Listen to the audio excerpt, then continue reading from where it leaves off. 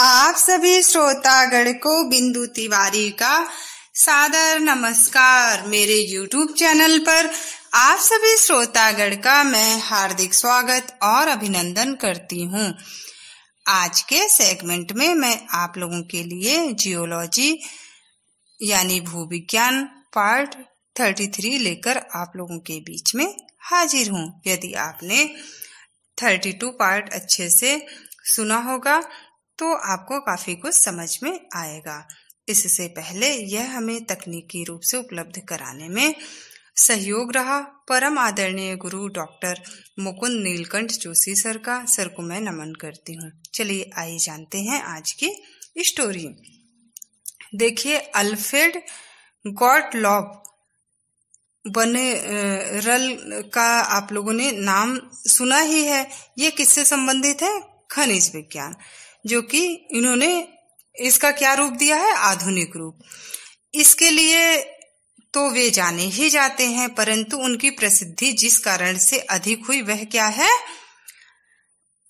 कि इन्होंने नेपच्यूनिज्म का सिद्धांत दिया था, जैसा कि हमने आपको इससे पहले भी बताया था।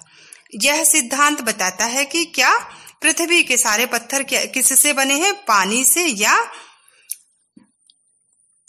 या पानी में बने हैं। आज हम जानते हैं कि बर्नर का यह विचार कुछ लोग गलत भी मानते हैं, गलत भी था।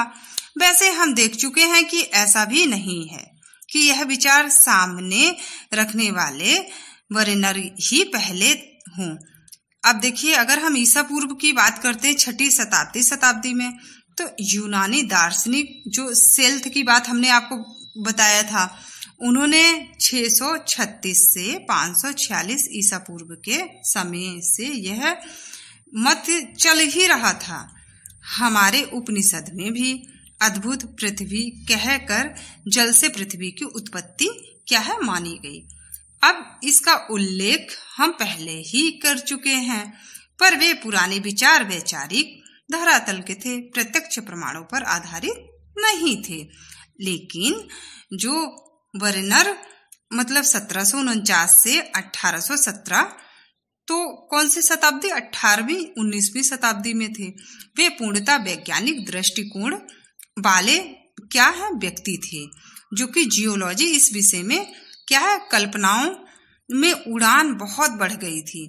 इसीलिए अपने अध्ययन के विषय को वे जियोलॉजी कहते भी नहीं थे। उन्होंने इस विषय का एक नया नाम दिया था, जियोनॉसी। अब जियोनॉसी की अब क्या बता रहे हैं यहाँ पर हम आपको मतलब इसकी डेफिनेशन आपको बताएंगे। उन्होंने कहा कि यह वह विज्ञान है जिसमें संपूर्ण क्या है ठोस है, पृथ्वी को एक मानकर उसमें मिलने वाले क्या है भांति भांति के सेल और खनिजों का वर्णन किस तरीके से किया गया है, उनका परंपरा संबंध और उनके पृथ्वी में पाए जाने के प्रकार तथा उनमें बनने की प्रक्रिया का अध्ययन किया जाता है।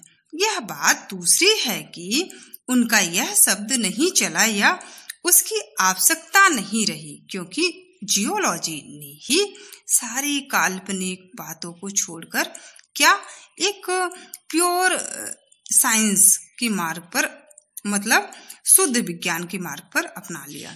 यह विडंबना ही कही जा सकती है कि इतना तर्क शुद्ध विचार करने वाले और बिना प्रमाण कुछ भी ना मानने वाले बर्नर स्वयं नेपच्यूनिज्म के गलत सिद्धांत के प्रतिपादक बनकर पानी के भौरे में फंस गए।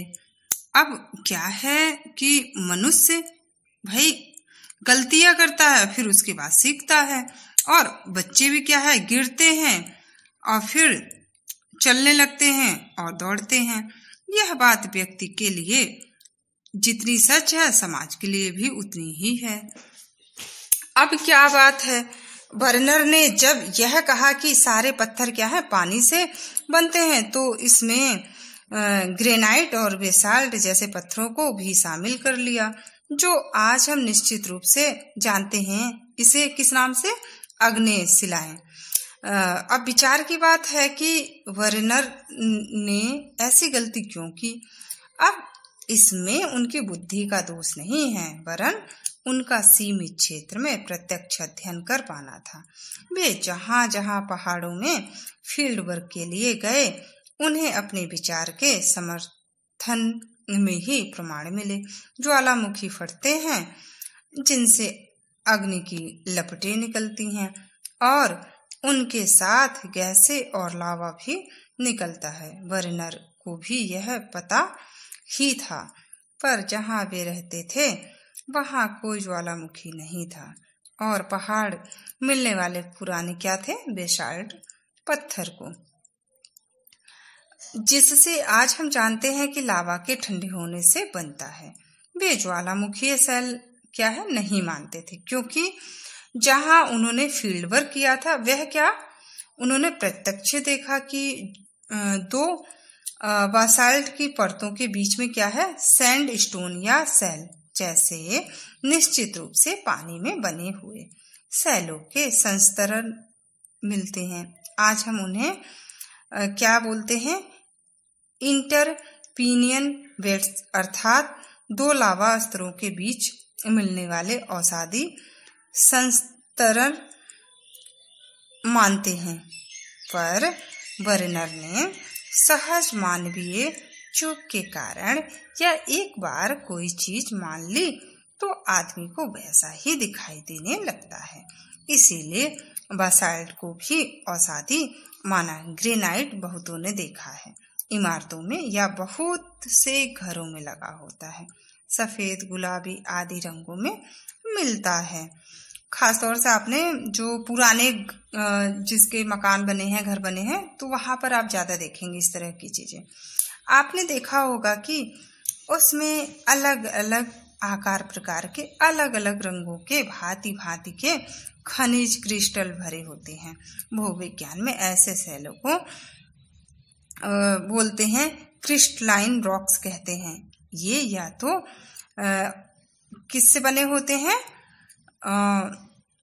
औषधि सेल होते हैं, या इनको क्या है, वर्नर ने देखा और सही जाना कि पानी में भी क्या है, रासायनिक अवक्षेपण से क्रिस्टलाइन चूनास्म जैसे सेल बनते हैं। इसलिए वर्नर ने ग्रेनाइट को भी औषधि मान लिया। यहाँ वे भूल कर गए।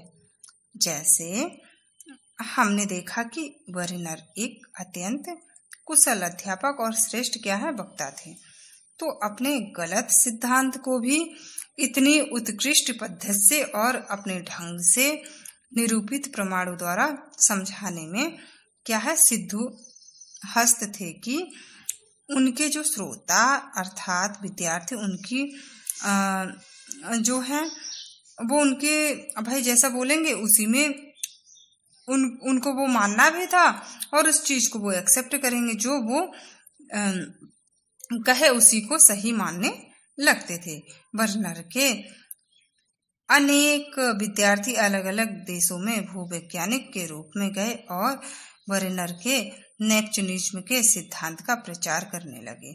लेकिन उत्तम वक्ता या अध्यापक के साथ एक समस्या होती है, वह यह है कि उसके विचारों की जादू तभी तक चलती है जब तक वह जीवित और सक्रिय हो। वर्नर के कुछ मेधावी विद्यार्थी जो वर्नर के विचारों से पूर्णतः प्रभावित थे, जब स्वयं संसार के अलग अलग भागों में फील्ड वर्क करने लगे, तब उन्हें वर्नर की नेपच्यूनिज्म की बात की कमियां क्या है दिखने लगी और धीरे धीरे उनका मत परिवर्तन हुआ। अब क्या हुआ, विज्ञान ऐसे ही बढ़ा है, ऐसे ही बढ़ता है। अब हम आपको इसके आगे का भाग नेक्स्ट वीडियो में लेकर आपसे मिलते हैं। इस वीडियो को उन तक जरूर शेयर करिए जो लोग इंटरनेट सेवा से वंचित हैं। आप सभी का स्नेह, आदर और सम्मान पाकर आप सभी श्रोतागण को तहे दिल से बहुत बहुत शुक्रिया। नमस्कार।